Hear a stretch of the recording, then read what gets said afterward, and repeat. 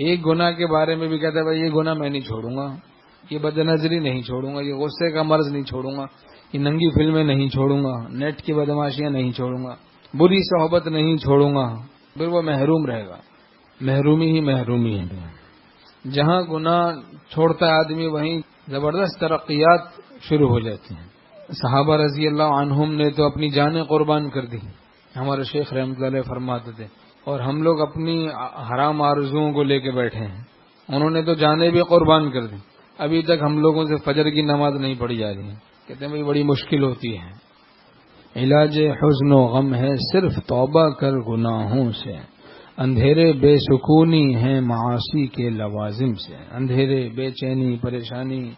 اور زندگی تلخ ہو جاتی ہے، آدمی کی جہنم، گھر جہنم بن جاتا ہے، گناہوں میں پڑنے والوں کا گھر جہنم بن جاتا ہے۔ ٹی وی کی لعنت رکھی، نیٹ کی بدماشیاں چل رہی، تصویر کشی چل رہی ہے، خرافات، بس لب ہنس رہے ہیں، دل رو رہا ہے،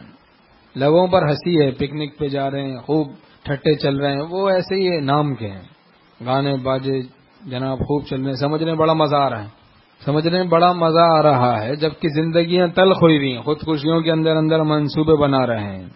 ومن اعرض عن ذکری فإن له معیشۃ ضنکا، حق تعالیٰ فرماتے ہیں جو ہماری یاد سے اعراض کرے گا اس کی زندگی تلخ کر دی جائے گی، خوابوں میں بھی ڈھونڈو گے تو راحت نہ ملے گی جب تک کہ گناہوں سے حفاظت نہ ملے گی۔ عقل پرستی کو چھوڑنا پڑتا ہے تب خدا ملتا ہے،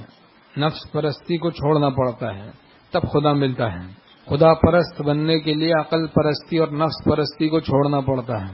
من چاہی زندگی کو چھوڑنا پڑتا ہے، رب چاہی زندگی کو اختیار کرنا پڑتا ہے۔